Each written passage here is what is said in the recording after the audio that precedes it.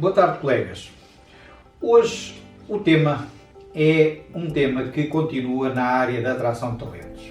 Já falámos de Employer Branding, já falámos de EVP, já falámos de Employee Experience e hoje o tema é o tema do acolhimento e integração.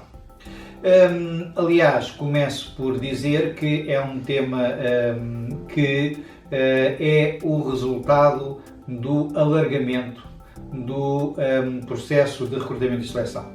Quando eu comecei nos recursos humanos, há muitos anos atrás, o processo de recrutamento começava no dia em que o chefe da fábrica me pedia para eu recrutar um técnico de eletrónica e acabava no dia em que eu colocava lá o técnico de eletrónica. Isso era o processo de recrutamento. Isto foi há 30 e tal anos atrás. Hoje, e há uns anos a esta parte, o processo de recrutamento é muito mais amplo. Antes do pedido de recrutamento, do pedido de preenchimento da vaga, há todo o processo de employer branding, de criar uma marca de empregador que permita atrair os candidatos que eu quero atrair. Depois de a entrega do tal técnico de eletrónica ao meu cliente interno, então há o processo de acolhimento e integração, que também faz parte do recrutamento e seleção. Um bom recrutamento com um mau acolhimento e uma má integração normalmente acaba por se perder aquilo que poderia ser um excelente candidato. E portanto é este o tema de hoje, o tema do acolhimento e da integração das pessoas. E começo por vos dizer que, à semelhança do que aconteceu, com o que acontece com o Employee Experience, eu noto que muitas empresas não têm o mais pequeno cuidado com o acolhimento e integração. E não só empresas, muitas vezes os chefes não têm o mais pequeno cuidado com o acolhimento e integração e muitos departamentos de recursos humanos também não dão o necessário valor ao acolhimento e integração. E então o que é que nós temos? Nós temos empresas que gastam milhares de euros para fazerem bons recrutamentos, com agências, com plataformas tecnológicas, com processos de executive search, tudo isso, e depois, no dia em que a pessoa chega, não há nada preparado ou há muito pouco preparado para fazer com que a adaptação a essa pessoa, a integração dessa pessoa na empresa seja feita de uma forma eficaz.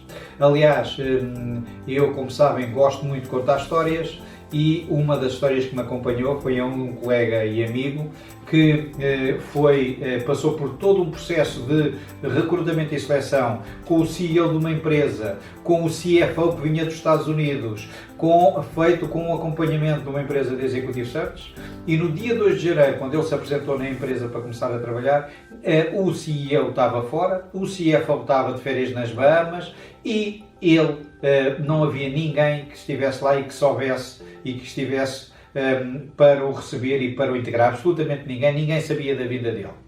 A não ser as pessoas que ele ia chefiar, que ele ia para diretor de recursos humanos e as pessoas do departamento de recursos humanos sabiam que estavam a ser recrutado um diretor de recursos humanos. Este meu colega disse-me que tomou a decisão nesse primeiro dia de se ir embora da empresa e, portanto, foi uma questão de meses e passado alguns meses ele tinha sido embora da empresa. Portanto, foi um investimento em recrutamento absolutamente enorme para depois se estragar tudo com a falta de investimento em acolhimento e integração. O acolhimento e integração é um processo como outro qualquer, é um processo que nós, na área da gestão das pessoas, temos que tratar devidamente. E dir-vos-ia, aliás, eu tenho este estudo relatado no meu livro do Scorecard, que há alguns estudos feitos que provam que aquilo que mais conta no acolhimento e integração não é a pessoa no dia que chegar ter o e-mail, ter o carro pronto, ter a secretária pronto. A pessoa, se isso não estiver pronto e não estiver completamente tratado no primeiro dia que a pessoa chega, a pessoa provavelmente fica desgostosa, mas resolve isso rapidamente. Aquilo que mais conta, para bem e para mal, são os aspectos emocionais, é a forma como a pessoa é recebida pelo chefe, pela equipa, e portanto este primeiro dia, que é o dia do acolhimento, este primeiro dia é um dia em que as emoções estão muito fortes, em que a pessoa está atenta a tudo. Portanto, se a pessoa não tem o carro ainda pronto, mas tem uma equipa que o recebe, que o faz sentir querido, tem um chefe que o apresenta a toda a gente e que o faz sentir querido dentro da equipa, tem que o leva a almoçar, que lhe explica onde é que ele pode encontrar bons restaurantes, onde é que ele pode encontrar lojas, onde é que ele pode apanhar os transportes. Se a pessoa se sentir querido nessa organização, isto resolve a grande maioria dos problemas e é isto que é verdadeiramente. É evidente que nós, como profissionais, devemos ter um processo de acolhimento e de integração devidamente estruturado. E esse processo depende sempre do tipo de recrutamento que eu faço. Uma coisa é eu recrutar uma pessoa de quando em quando, outra coisa é eu recrutar todas as semanas 10 ou 15 pessoas e, portanto, ou 3 ou 4, enfim, depende muito daquilo que é. De qualquer maneira, dar importância ao processo de acolhimento e ao processo de integração é absolutamente fundamental. Há coisas, não há uma regra para isto, mas há coisas que são praticamente certas. Uma cartinha ou uma comunicação do CEO ou do diretor-geral a dar as boas-vindas à pessoa, a equipa preparada para receber a pessoa,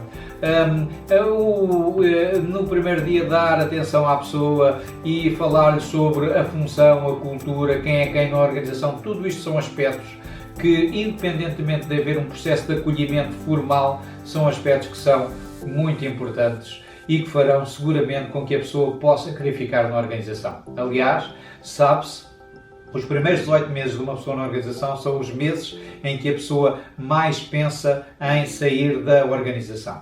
Quem quer sair de uma organização sai normalmente nos primeiros 18 meses, depois disso ou se acomoda ou se adapta e, efetivamente, o problema fica resolvido. O processo de acolhimento e integração é um processo que, como todos os processos, tem estado a evoluir e cada vez é mais feito através de ferramentas digitais, nomeadamente com o gamification. O gamification é hoje muito utilizado no acolhimento e na integração de pessoas e, portanto, há novos processos que podem ajudar. Seja qual for este novo processo, se não houver a tal componente emocional, o processo de acolhimento e integração tende a falhar. Aliás, costuma-se dizer, e eu tenho provas disto dos anos que passei, muitas pessoas me disseram que aquele primeiro dia foi fundamental. Já não se lembravam das palavras que lhe foram ditas, mas lembravam-se das emoções que lhe foram provocadas naquele dia pelo chefe, pela equipa, e isto é que é fundamental. As pessoas passados uns anos não se lembram das palavras que lhe foram ditas, mas lembram-se das emoções que viveram naqueles dias e o acolhimento e a integração serve exatamente para isto. Para terminar, apenas dizer-se que isto é um papel também não só do Departamento de Recursos Humanos, mas muito do chefe, do líder da equipa.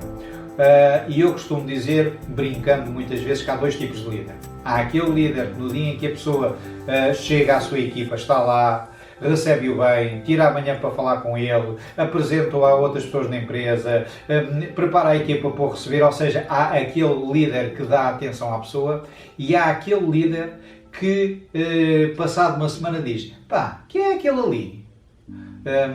Há estes dois tipos de liderança. E este segundo líder, normalmente é o tipo de líder que diz que não consegue motivar as pessoas se não tem dinheiro para lhe dar, porque não tem nenhum tostão para lhe dar. Quando a verdade é que ele não motiva as pessoas porque ele não investe tempo, energia e emoção nessas pessoas, como aliás um evento, um momento da verdade como é o momento em que a pessoa entra na empresa, o momento de acolhimento dessa pessoa, o prova perante esses chefes. A diferença entre um bom e um mau líder não está normalmente no dinheiro que têm para dar às pessoas, está no investimento em tempo, energia e emoção que eles investem nas suas pessoas. Ficávamos por aqui hoje, volto dentro de uns dias. Obrigado.